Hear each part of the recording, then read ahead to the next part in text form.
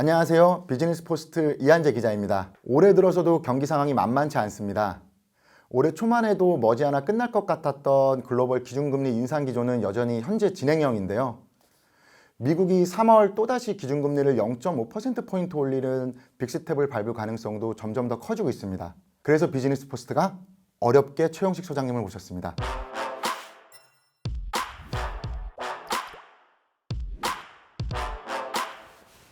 안녕하세요. 안녕하세요. 제가 2월 초에 인터뷰하고 나서 거의 한 달 만에 뵀는데 얼굴이 많이 좋아지셨습니다. 시간이 벌써 그렇게 됐네요. 그때 인터뷰하고 나서 이 책 내고, 이 책이죠. 경제파국으로 치닫는 금융위기, 이 책 내시고, 그래서 저희가 이 책을 조금 소개해보고 싶어서 인터뷰를 했었는데 그냥 줄글로 쓰는 것보다는 직접 한번 모셔갖고 이야기 나누면 좋을 것 같아서 요청드렸는데 이렇게 응해주셔서 감사합니다. 제가 더 감사하죠. 책 내신 지도 벌써 꽤 시간이 지났잖아요. 한 두세 달 정도 지났는데 여전히 좀 올해 안에 경제위기가 올 거라고 보시는 견해는 좀 유효할까요? 예, 그렇습니다. 오히려 조금 더 어려워지지 않느냐 하는 생각이 들어요. 왜냐하면 저는 미국 경제는 이제 그때 말씀드렸듯이 베가마이 네이버 폴리스로 자기네들은 괜찮을 거라고 생각하고 저도 그렇게 믿었었는데 오늘 또 실버게이트가 파산 신청을 했네요. 이게 원래 은행이거든요. 근데 이제 가상화폐를 이제 제도권으로 연결하는 역할을 했었는데 갑자기 파산 신청을 해서 이게 또 옛날 베어스턴스 역할을 하는 거 아니냐. 그러니까 트리거 역할에서 더 큰 금융기관을 파산시키면은 미국에서도 이 금융위기가 급속하게 진행되는 거 아닌가 하는 그런 우려가 좀 생겼어요. 그래서 그때보다는 좀 더 나쁘지 않는가. 2008년 때보다 더? 예. 근데 지금 이렇게 어떻게 보면 주류 경제학이라고 볼 수 있는 그쪽에서는 지금 현재 경제 상황을 조금 컨트롤 가능하다고 보고 있는 것 같은데 이 책에서도 보면은 조금 현재 주류 경제학이 조금 현실 적용에 굉장히 심각한 문제점을 갖고 있다고 조금 지적을 해주셨잖아요. 예, 그 부분에 대한 설명을 조금 들어보고 싶어요. 사실은 이제 경제학이 이념의 수호자 역할을 했어요. 마르크스 경제학은 사회주의, 또 주류 경제학은 자본주의 체제를 수호하는 역할을 하느라고 이론들이 실용성보다는 그 이론의 정밀성, 논리적 치밀성 이런 거 가지고 경쟁을 하다 보니까 실생활은 거의 쓸모가 없게 돼 버렸어요. 경제학의 중추인 가격 이론만 보더라도 그 가격 이론의 전제 조건이라는 게 있어요. 그게 뭐냐면 완전 경쟁, 그리고 완벽한 정보, 그리고 신속한 균형 이런 전제 조건에 가장 근접한 것이 이제 주식시장이거든요. 근데 주식시장에서 가격 이론으로 투자하겠다 그러면 다 비웃어요. 다 망하죠. 네. 그만큼 가격 이론이 자기가 전제로 한 그 시장에서도 전혀 쓸모가 없어요. 뿐만 아니라 소득 이론은 오히려 소득 이론에 입각해서 경제 정책을 펼치면 스태그플레이션이 일어나요. 이건 단 하나의 예외도 없이 그랬었어요. 지금까지 역사적으로. 통화금융 이론은 또 통화금융 현상을 제대로 해명하거나 진단하는 건 아예 생각도 못할 정도로 수준이 낮은 수준이고요. 그리고 국제 개혁 이론은 어떤 나라는 이제 만성적인 국제 수지 적자인데 어떤 나라는 또 만성적인 흑자잖아요.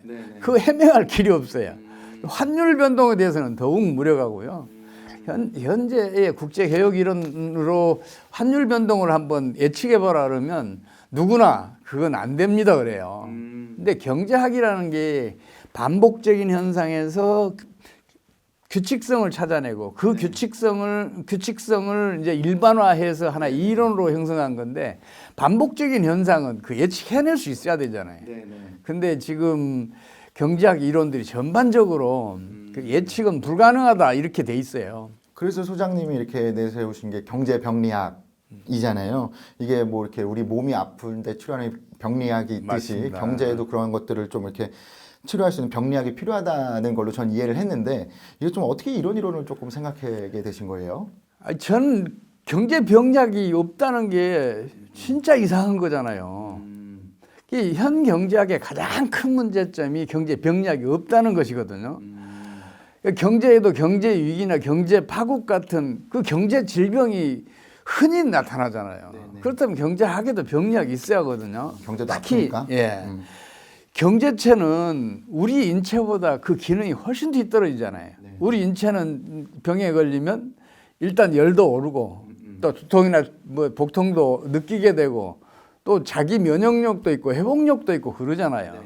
우리 인체는 경제체보다 훨씬 월등하게 우월한데 병력이 더 넓게 그리고 더 깊이 지금 발달해 있잖아요. 네네. 그럼 경제학도 당연히 인체보다 뒤떨어진 기능을 가지고 있는 경제체를 대상으로 하기 때문에 경제 병력은 진즉 구축되어 있어야 한다. 저는 그렇게 생각을 했었어요. 그리고 이제 그 여러 사례들, 경제 위기, 경제 파국 이런 사례들을 유심히 살펴보니까 어떤 그 규칙성을 가지고 있어요. 아, 일반 원리를 도출할 수 있겠다 하는 생각을 하게 된 거죠. 근데 마침 찰스 킨들버거라고 이 사람이 광기, 패닉, 붕괴, 금융위기의 역사라는 그 책을 발간했는데 이 사람 주장이 그래요. 모든 경제위기는 금융위기를 통해서 발병한다. 그리고 금융위기는 반드시 광기, 패닉, 붕괴로 이어진다. 이렇게 이미 규명을 해놨어요. 그래서 이제 또 아쉬운 거는 이 사람이 왜 광기가 필연적으로 일어날 수밖에 없는가. 또 광기가 패닉으로 필연적으로 발전할 수밖에 없는 경제 원리 이런 거 그리고 또 그 패닉이 붕괴로 이어질 수밖에 없는 필연적인 경제 원리에 대해서는 규명을 못 해놨어요. 설명이 없군요. 그래서 야 이거 규명하면 이제 이 세계에서 처음으로 경제 병리학을 수립할 수 있겠다. 그래서 열심히 연구했었어요. 근데 시간이 좀 많이 걸렸죠. 근데 그 원리는 의외로 간단해요. 제가 이제 그 경제 원리를 찾아내는 데는 시간이 많이 걸렸는데 이 그 원리는 엄청 간단해요. 원리를 조금 설명해 주실 수 있을까요? 너무 길지 않게. 일단 금융위기는 주식시장이나 부동산 시장에서 벌어져요. 왜 그러냐면 이게 주식이나 그 부동산은 재산형 재화인데 이게 통화의 기능을 해요. 그래서 이 시장이 무너지면 바로 신용 파괴 원리가 작동을 하면서 금융위기가 전개되거든요. 신용 파괴 원리라고 하면은 이제 네, 신용 창조 원리의 반대 과정인데 이거는 조금 이따 제가 자세히 말씀드릴게요. 그래서 부동산 시장이나 주식 시장이 붕괴되면 바로 금융위기가 진행이 돼요. 물론 그 앞에 어떤 트리거가 역할을 하면 더 빨리 이렇게 그 발병을 하기도 해요. 근데 이제 그 주식 시장이나 그 부동산 시장에서 광기는 왜 일어나냐면요. 이런 그 재산형 재화들은 상당한 기간 동안 저축이 이루어져야 수요가 일어나요. 그렇죠. 목돈이 있어야 되니까. 그렇죠. 네. 목돈이 들어가잖아요. 네, 그 네. 목돈 저축을 해야 되잖아요. 네, 그 네. 기간이 있잖아요. 네. 그 기간 동안은 수요가 안 일어나요. 이게 가격이 못 오르는 거죠. 저축 기간 한 네, 다른 물가는 많이 올랐는데 이 가격은 못 오르고 있어요. 네. 그러다가 이제 수요가 본격적으로 이제 저축이 충분해지면 이제 수요가 본격적으로 일어날 거 아니에요. 네, 네. 그럼 가격이 일반 물가는 이미 많이 올라 있으니까 더 빠르게 오르기 시작해요. 일반 물가보다 아주 빠르게 오르기 시작하면 무슨 일이 벌어지냐면 2, 3년 더 저축해야 수요에 가담할 수 있는 사람들이 빚을 내서 이제 이 수요에 가담을 해요. 그 가격 상승을 따라갈 수가 없잖아요. 저축 가지고는. 그러니까 당연히 그 사람들은 빚을 내서라도 집을 사든지 주식을 사든지 그게 이익이죠. 그러니까 그래서 수요가 당겨진다. 이거는 뭘 의미하냐면 미래 수요가 현재로 이동해 왔다는 걸 의미하잖아요. 그럼 현재 수요와 미래 수요가 합쳐지면 수요가 배가 되니까 가격은 폭등하죠. 그러면서 이제 광기가 벌어지는 것이죠. 역시 책에서 읽는 것보다 직접 이렇게 설명을 들으니까 더 이해가 쉽네요. 그렇게 광기가 일어나고 그다음에 이제 패닉이 되고. 이제 패닉으로 가는 건 또 자연스러워요. 왜냐하면 수요가 이미 시간 이동을 했잖아요. 그러면 곧 그 수요가 공동화된 때가 오잖아요. 그 수요가 사라졌어. 그럼 어떻게 되겠어요? 가격이 내려가요. 가격이 하락하기 시작하면 빚 많이 내서 그 우리 연끌족들처럼 패닉. 집을 산 사람들은 이제 공포 분위기에 빠지는 거죠. 그러면 공포 분위기가 이제 확산이 되면 이제 그 주식이나 부동산을 이제 그 던지는 거죠. 매도를 하는 거죠. 그럼 이제 가격은 폭락에 들어가거든요. 그러면서 이제 패닉이 붕괴로 가요. 근데 붕괴로 가는 과정에 어떤 일들이 벌어지냐면 아까도 말씀드렸지만 부동산이나 주식은 통화의 기능을 가지고 있다 그랬잖아요. 이 시장이 침체되면 가격이 떨어지고 거래량이 줄면 경제 전체의 유동성이 축소되는 일이 벌어져요. 유동성이 축소되면 신용 파괴 원리가 역으로 작동을 해요. 그래서 신용 파괴 원리가 작동을 한단 말이에요. 신용 파괴 원리가 본격적으로 작동을 하면 붕괴가 일어나고 그 붕괴가 바로 금융위기로 진행을 하는 거죠. 그럼 지금은 이제 어느 정도 단계에 와 있는 거예요, 우리가 지금? 지금 우리나라는 이미 지난해 하반기부터 그 붕괴 과정에 들어갔어요. 그러니까 벌써? 금융위기가 이미 시작된 거죠. 아, 좀 가벼운. 근데 경제 전문가들, 경제정책 당국자들도 모를 뿐만 아니라 또 일반 사람들은 더 몰라요. 그걸 느끼지를 못하고 있는 거죠. 그러니까 경제 병리학적으로 봤을 때 이미 전존 시작되고 이미 시작됐다. 예, 우리가 이제 그 난로를 만져보면 금방 뜨거움을 못 느끼잖아요. 그 약간의 시차가 있잖아요. 경제는 그 경기 변동이 사람이 느끼는 데까지 보통 6개월에서 1년이 걸려요. 그래서 지금은 그 사람들이 몰라요. 근데 당시 상황을 한번 생각을 해보시라고요. 지난해 10월 달에 레고랜드 사태가 터졌어요. 강원도에서. 근데 그 규모가 2천억 원이거든요. 이건 아주 소액이에요. 경제 전체로 봐서는. 본원통화의 0.07%, 광의 유동성의 0.003%에 불과했어요. 그렇게 미미한 그 사고가 터졌는데 우리 건설업계 전반이 유동성 위기에 빠졌고 다른 업체들도 다른 산업들도 그 유동성 부족에 시달리기 시작했잖아요. 그 얘기는 무슨 얘기냐면 이미 그때 신용 파괴 원리가 작동을 해서 경제 내에 유동성을 신용 승수료만큼 줄이고 있었다는 걸 의미를 해요. 실제로 그 결과가 나타났어요. 우리 경제에. 어떻게 나타나냐면 1, 4분기 우리 분기 성장률이 연율로 환산해서요. 2.6%였고 2, 4분기에 3.0%였어요. 근데 3, 4분기에 1.3%로 반토막이 나요. 경기가 급격하게 하강한 거죠. 거기서 멈추지 않고 4, 4분기에는 마이너스 1.5% 성장을 해요. 맞아, 마이너스까지 갔죠. 이 마이너스 1.5%라는 것은 1.5%만큼 축소 재생산에 들어갔다고 봐야 돼요. 생산이 줄었죠. 이 성장률이라는 게 국내 총생산의 증가율이잖아요. 근데 이게 마이너스를 기록했다 이 얘기는 생산이 줄었다는 얘기잖아요. 생산이 줄면 소득이 줄잖아요. 소득이 줄면 소비 줄죠. 소비 줄면 다시 생산 줄여야 되잖아요. 이게 악순환을 해요. 지금 우리 경제는 그 악순환에 들어가는데 지금 정책 당국 경제 전문가 지금 아직 감을 못 잡고 있어요. 뭐 국민들은 더 모르고. 지금 제가 제일 안타까운 게 그거예요. 그거 먼저 파악을 해라. 그걸 먼저 그 사실을 확인을 해라. 그런 다음에 그게 왜 벌어졌는지, 왜 신용 창조의 역과정인 신용 파괴 원리가 작동을 하게 됐는지 그 원인을 찾아서 거기에다 처방하지 않으면 우리 경제는 올해 마이너스 3% 정도의 성장을 할 거다. 축소 재생산이 진행이 되니까. 제가 그런 얘기를 하는데 그 원인도 쉽게 찾을 수 있어요. 뭐냐면 미국이 지난해 상반기부터 갑자기 금리를 기준금리를 뭐 급격하게 올리기 시작했잖아요. 네네. 자이언트 스텝이니, 스텝. 빅스텝 갖고 부족하다 네네. 자이언트 스텝이니 뭐 그래가면서 금리를 빠르게 이렇게 민상하고 있었잖아요. 네네. 그 다음에 무슨 일이 벌어지냐면 고금리니까 강달러 현상이 나타난 거예요. 그게 우리 경제에 어떤 그 작용을 했냐면 미국보다 우리나라보다 당시에 그 기준금리가 1%가 낮았어요. 우리나라가 미국보다. 그러니까 국내 저축이 미국에 저축하는 게 이익이잖아요. 이자를 더 많이 받잖아요. 국내 저축이 미국으로 쏠려 나간 거죠. 그렇죠. 빠져나가죠. 예. 거기다가 이제 강달러 현상이 나타나니까 강달러 현상이 나타나면 미국에 투자하면 환차익이 생겨요. 우리나라는 이제 우리 원화 가치가 약세니까 환차 손이 생겨요. 그러니까 국내에 있던 국제 금융자본 및 국내 금융자본들이 이 환차손을 피해서 그리고 환차익을 노려서 미국으로 다 쓸려갔어요. 이게 국내 유동성이 그만큼 미국으로 간 거예요. 그래서 국내는 유동성이 그 신용 승수료만큼 줄어드는 현상이 그런 압력을 받고 있었어요. 그래서 지난해 그렇게 경기가 급속하게 하강했던 거거든요.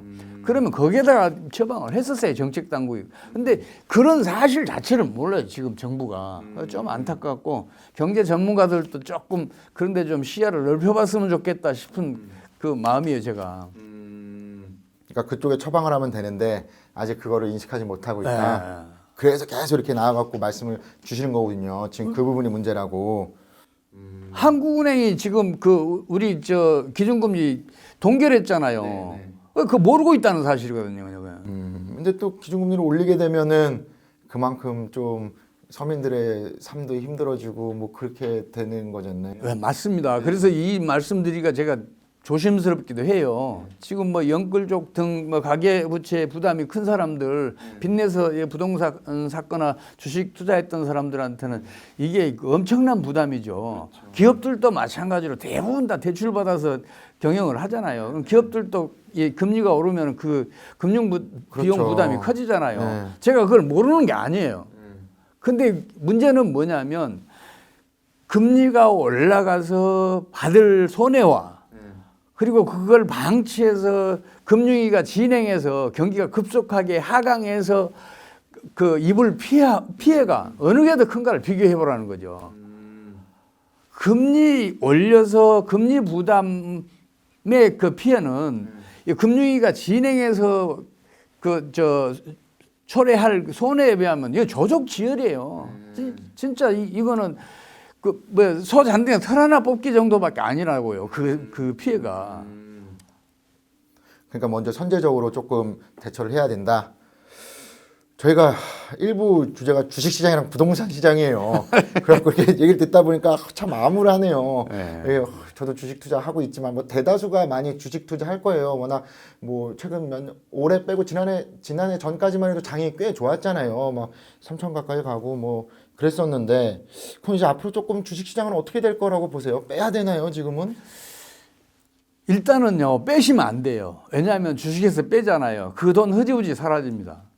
근데 이 그러니까 위기라는 것은 위험과 기회의 두 가지 의미를 가지고 있잖아요.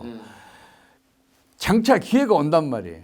그럼 묻어두고 기다리라고 제가 이렇게 권고 드리고 싶은데, 근데 사실은 지금 상황은 굉장히 안 좋아요. 지금보다 더 떨어질 가능성이 있어요. 일단 이 말씀부터 드릴게요. 그 1989년 4월 달에 우리 주가 지수가 1004까지 올라갔어요. 당시에 미국 다우지수는 2,500 좀 넘는 수준에 있었거든요. 근데 지금을 비교해 보세요. 지금을 비교해 보면 우리는 지금 2,400, 500 그 사이에서 지금 헤매고 있잖아요. 미국은 한때 36,000까지 갔어요. 지금 33,000대에서 지금 그 등락을 하고 있는데 그걸 한번 비교해 보시라고요. 그 동안에 우리나라 성장률이 미국보다 더 낮았어요? 아니잖아요. 성장률이 높았다는 얘기는 부가가치를 그만큼 우리가 더 많이 창출했다는 얘기고, 부가가치를 그만큼 많이 창출했다는 것은 기업이 그만큼 많은 이익을 남겼다는 얘기예요. 그럼 주가지수는 우리가 훨씬 더 많이 올라가 있었어야 해요. 그 당시에 이제 한 2.5, 6배 정도 그 다우지수가 컸으니까 지금 미국이 33,000이면 우리는 어디가 있어야겠어요? 우리나라도 최소한 더 만은 넘었어야 하잖아요. 근데 이제 그게 못 갔으니까 흔히 그런 얘기를 하잖아요. 코리아 디스카운트라고. 진짜 코리아 디스카운트가 아주 심해요. 근데 지금 같은 금융위기 상황에서는 그 디스카운트가 오히려 경제에는 도움이 돼요. 그러니까 미국은 지금 주식시장에 거품이 잔뜩 껴 있어요. 조만간 그게 붕괴될 수도 있어요. 근데 우리나라는 꺼질 거품이 없어요.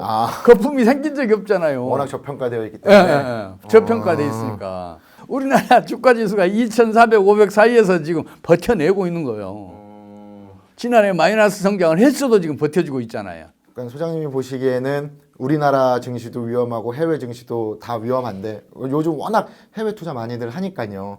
근데 해외에 하는 것보단 우리나라에 하는 게 낫다. 아이, 그럼요. 우리나라 거품이 좀 덜 있으니까. 그럼요. 지금 이제 나중에 이제 조금 그 기회가 주어지면 제가 말씀드리겠는데 우리 지금 환율이 1,320원대에서 놀고 있잖아요. 맞아요. 1,300원대로 다시 올라왔죠. 이거는 정부 정책이 초래한 고 환율이거든요.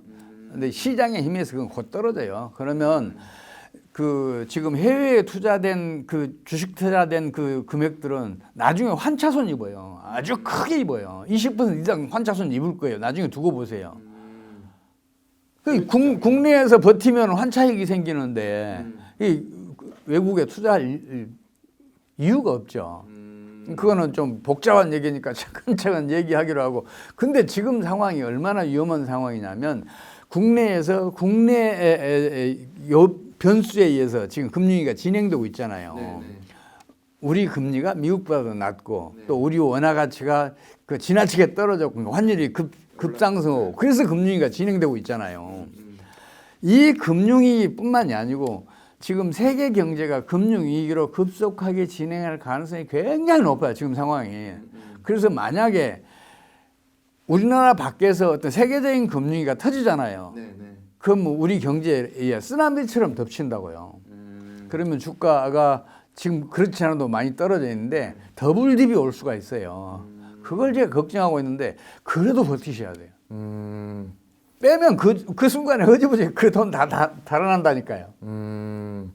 기회가 와요. 버티더라도 한국 증시에서 버티자. 아, 그게 그럼 낫다? 한국 시장에서 버텨야 돼요. 부동산 시장은 어떻게 보세요? 부동산 시장은? 그것도 저는 그 이제 더블 딥이 온다고 보는데 일단은 우리 부동산 시장과 미국 부동산 시장의 차이점을 좀 그 알아둘 필요가 있어요. 미국은 그 내가 은행 대출을 받아서 집을 샀잖아요. 네네. 근데 대출보다 집값이 더 떨어졌어요. 그러면 나는 이 집을 은행에다 던져주면 내 빚이 탕감이 돼요. 그러니까 은행도 대출을 잘못했으니까 책임지라는 의미로 그 제도를 가지고 있어요. 그래서 그 은행 대출보다 집값이 더 많이 떨어지면 이제 집 샀던 사람 은행에다 그 집을 줘요. 네네. 그건 은행은 이제 유동성을 확보하기 위해서 그걸 또 시장에다 내놔요. 네. 그건 시장에서 폭락이 일어나요. 미국은 그런 일이 벌어질 수 있어요. 근데 우리나라는 가계 자산의 70% 이상이 부동산이에요. 부동산이죠. 예. 그리고 그거는 노후 그 보장 수단의 어쩌면 마지막 보루일지도 몰라요.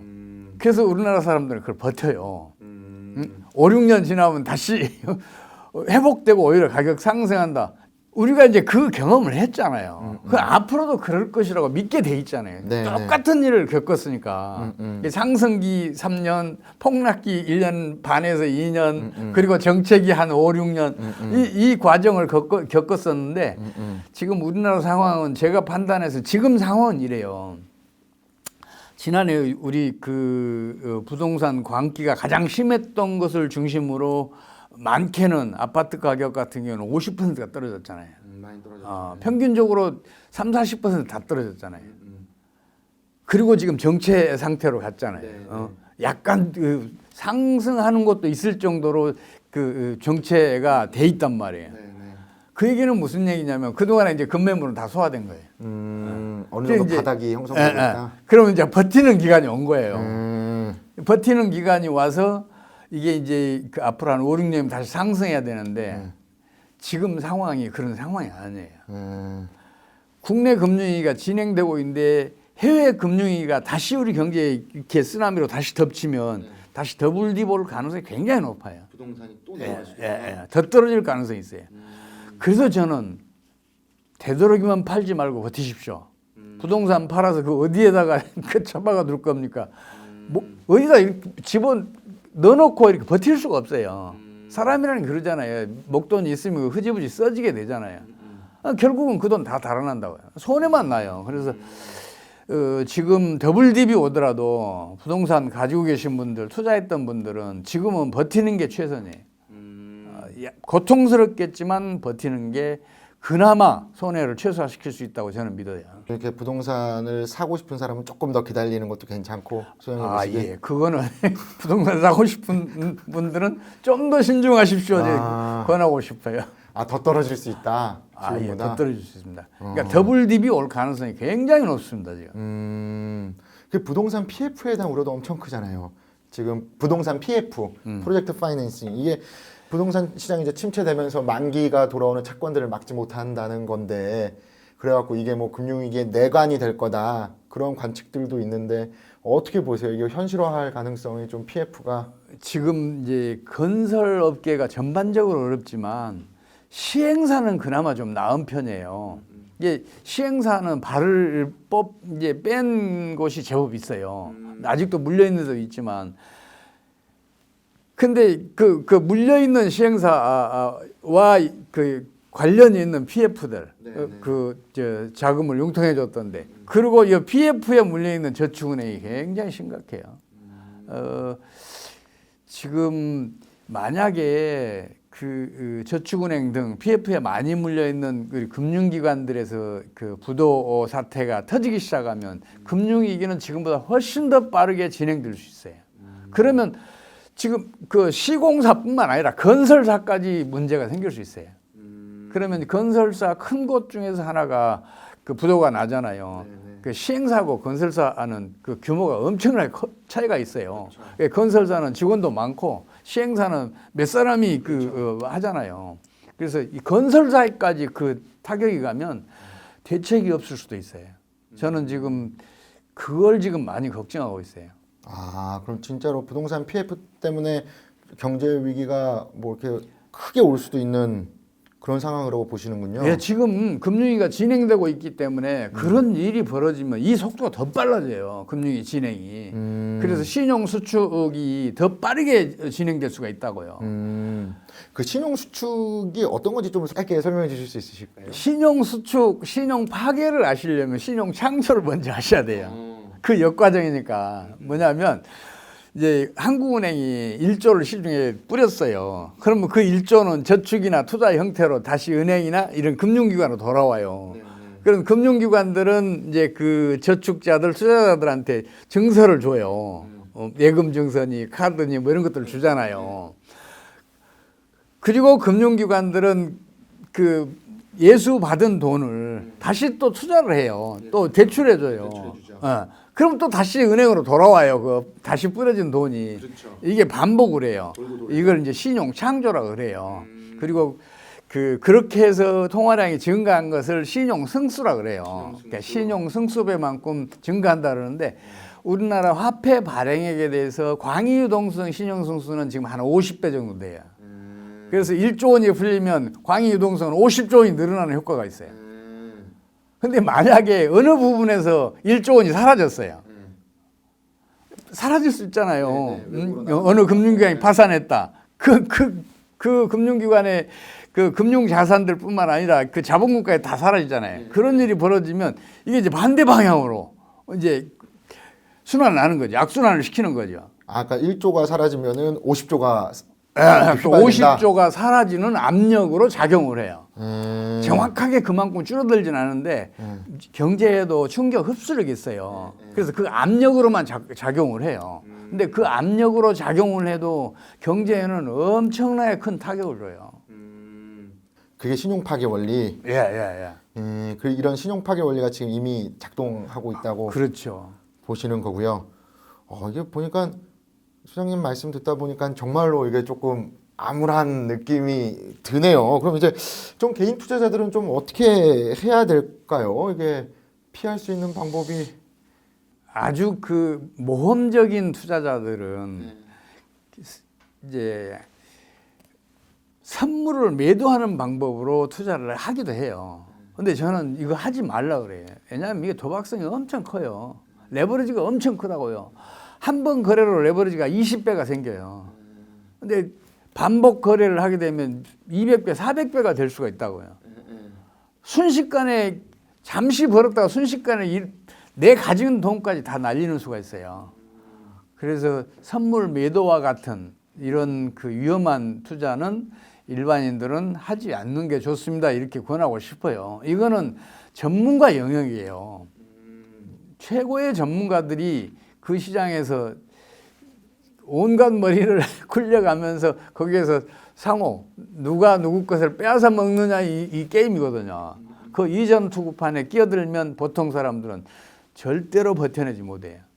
그래서 그런 데는 눈길을 주지 마시고 지금 신중에 신중을 기하시라고 제가 말씀드리고 싶어요. 왜 이 말씀을 드리냐면 제가 지금까지 부정적인 얘기만 했잖아요. 아니에요. 우리 경제는 지금도 낙관적이고 미래도 더 낙관적이에요. 우리나라 지금 잠재 성장률은 국내 연구기관들이나 경제 전문가들은 2% 초반 정도로 지금 그 추산을 해요. 그래서 저는 그건 틀렸다고 과감하게 얘기해요. 왜냐하면 지난해 환율 상승에서 그 수출이 줄어든 그 효과가 나타나기 전 2021년을 보면 우리나라 경상수지 흑자가 882억 달러예요. 이거는 우리 GDP의 4.9%예요. 이 얘기는 무슨 얘기냐? 4.9%만큼 우리 국민들이 더 소비해도 국가 경제는 큰 타격 없이 굴러갈 수 있었다는 걸 얘기해요. 경상수지 4.9%만큼 성장률을 높일 수 있었다고요. 네네. 이 정부 정책이 엉터리라서 잘못돼 갖고 그만큼 성장을 못했을 따름이란 말이에요. 이 정부가 지금 제일 잘못 생각하고 있는 게 뭐냐면 우리 속담도 있잖아요. 과유불급이라고. 과유불급. 예. 그러니까 넘치면 부족함만 못하다는 얘기가 있잖아요. 경상수지도 크면 지나치면 적자보다 더 못해요. 더 나쁜 그 결과를 내요. 지금 일본 경제가 그것 때문에 지금 30년 이상 저성장을 하고 있거든요. 일본은 그 30년 동안 경상수지는 계속해서 흑자였어요. 그게 뭘 의미하겠어요? 돈이 계속. 일본의 국제 경쟁력은 그만큼 컸다는 걸 얘기를 해요. 네. 근데 문제는 뭐냐면 경상수지 이 흑자가 계속 누적되잖아요. 그러면 일본 엔화 가치는 상승할 수밖에 없잖아요. 일본 환율은 떨어질 수밖에 없잖아요. 네네. 일본 정부가 어떤 생각을 하냐면 환율 떨어지면 수출이 안 되고 수출이 안 되면 지금 그렇지도 않은데 그렇지 않아도 경기가 나쁜데 경기는 더 하강할 것이라고 잘못 판단하고 환율 떨어지는 걸 막기 위해서 처음에는 외환보유고로 쌓았어요. 외환보유고 쌓으려면 어떻게 해야 돼요? 통화를 풀어야 되잖아요. 근데 그 한계가 있잖아요. 금방 한계가 와요. 그럼 어떻게 했나? 경상수지 흑자를 해외 투자를 유도를 했어요. 이건 뭘 의미해요? 수출로 애써 벌어들인 소득을 외국으로. 즉각 해외로 유출시킨 걸 의미를 해요. 네. 자, 국내 소득을 해외로 유출시켰으니까 국내 내수는 어떻게 돼요? 내수는 당연히 부진해질 수밖에 네, 없죠. 돈이 나가니까. 그걸 지금 30년 동안 지금 일본이 그 짓을 하고 있어요. 그래서 일본은 그 저성장에서 죽어도 벗어나지 못하고 있는 거예요. 일본이 그랬다는 것을 우리 정부는 몰라요. 참 좀 답답한 사람인데 경상수지 흑자가 절대 좋은 거 아니에요. 그렇잖아요. 많아지면 그 해외 투자를 유출시켜야 되는데 그러면 내수가 부진해지잖아요. 그럼 경기는 하강하잖아요. 경상수지 흑자가 경기를 하강을 시키는데 이게 좋은 일이냐고요. 물론 현재의 경제학은 경상수지만큼 소득이 증가한다고 가르쳐요. 근데 이론하고 현실은 항상 달라요. 그리고 그 이론이 잘못됐어요. 증가하는 거 아니에요? 네, 그건 틀렸어요. 현실이 부정한데 그 이론이 맞을 리가 없죠. 경상수지 흑자가 큰 나라들 보세요. 성장률이 다른 경쟁국에 비해서 대체적으로 낮아요. 독일, 다른 유럽 국가들보다 성장률이 대체적으로 낮았어요. 전혀 몰랐던 사실이죠. 지금 독일의 1인당 GDP하고 경쟁국들의 1인당 GDP하고 비교해봐요. 독일이 월등하게 1인당 GDP가 높았었는데 지금은 더 낮아졌어요. 경쟁국에 비해서. 미국 GDP가 1인당 GDP가 일본보다 훨씬 높아요.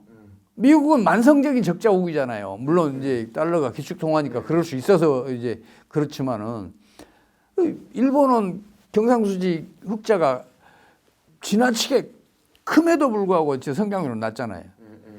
중국도 최근에 지금 성장률이 계속 떨어지고 있잖아요. 네. 경상수지 흑자는 약 10년 정도는 10년에서 한 15년 정도는 경제 성장을 추동을 해요. 경상수지 흑자라는 것은 해외 소득이 국내로 이전된 거잖아요. 그럼 국내에 수요가 팽창을 하면서 경제는 성장할 수가 있어요. 네네. 그게 이제 한 10년에서 10년까지예요. 그 동안에는 외환보유고로 계속 쌓을 수가 있어요. 그 다음부터는 그게 안 돼요. 이제 지금 중국이 1993년인가요? 그때 외환보유고가 고갈 직전까지 가요. 네네.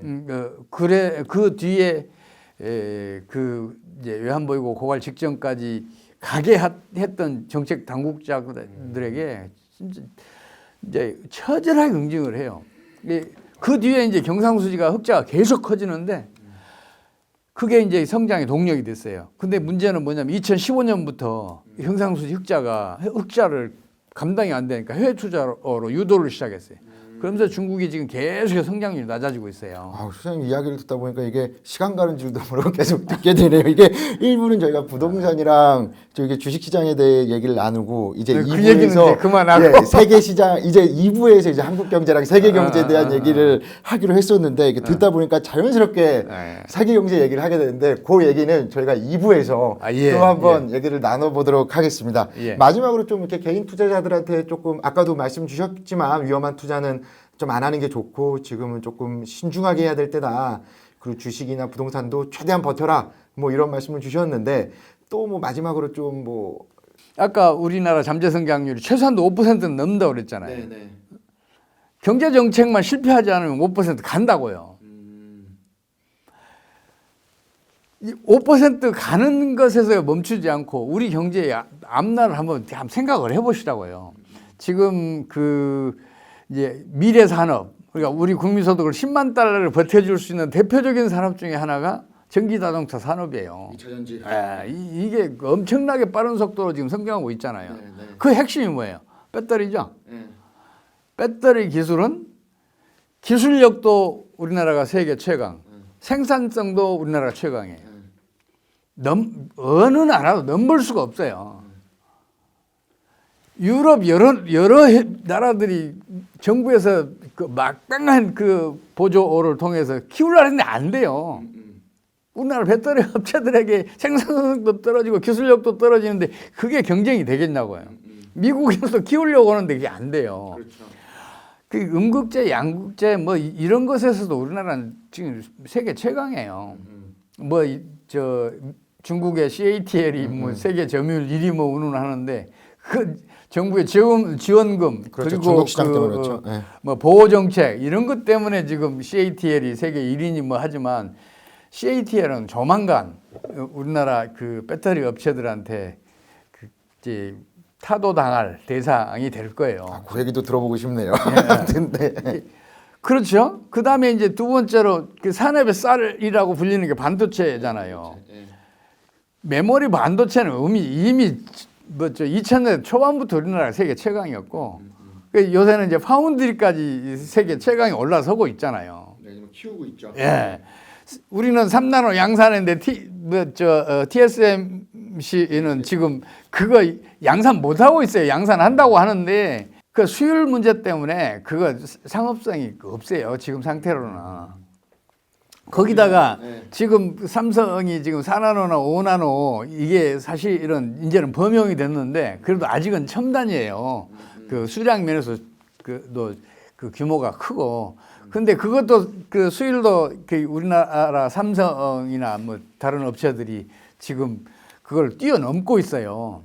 그래서 파운드리도 2, 3년 이내에 그 우리나라가 세계 최강으로 올라설 것 같아요. 그리고 제가 웬만해서는 얘기 안 하는 게 하나 있어요.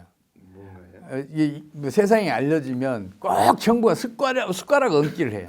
그래서 그 산업을 망친다고요. 뭐 어떤 산업? 옛날에 가발 산업이 좀 잘 될 것 같으니까 가발 산업 적극 육성했다가 공급 과잉이 생겨서 가발 업체를 전부 다 도산시키고 이런 일이 진짜 비일비재하게 있었어요. 이거 제가 시간이 없어서 그 얘기는 자세히 못 하는데 네. 그 숟가락 얹기를 못하게 하려고 제가 밝히지 않았던 게 있는데 밝혀주세요. 우리 산업 중에서 이렇게 한번 생각해 보세요. 우리나라 반도체가 우리 산업의 주축처럼 알려져 있잖아요. 네, 네. 이게 전체 수출에서 한 20% 정도 차지해요. 네. 근데 30% 넘는 점유율을 가진 산업이 있어요. 처음 들으셨죠? 보정. 일반 기계, 류 및 수송 기계류예요. 기계? 특히 일반 기계류는 그 생산성 경쟁력에서 우리나라가 세계 최강이에요. 그래서 우리나라 수출 중에서 30% 이상을 지금 일반 기계류하고 수송 기계류가 차지하고 있다니까요. 그러니까 지금까지 말씀드렸던 이 세계 산업은 우리 국민 소득 10만 달러를 버텨줄 수 있는 산업들이에요. 그러니까 우리나라 국민소득이 10만 달러로 이끌어줄 산업들이라고요. 그 산업들이 세계 최강인데 우리나라 미래가 얼마나 밝아요. 그럼 또 그것뿐만이 아니잖아요. 산업과 문화는 상승작용을 해요. 그렇죠? 우리 한류가 우리 일반 산업에 대해서 얼마나 그 긍정적인 효과를 내는지는 이미 세상에 다 알려져 있잖아요. 근데 재밌는 거는 문화는 못 사는 나라, 아니, 잘 사는 나라에서 못 사는 나라로 흘러가요. 부러우니까 그 문화를 받아들인단 말이에요.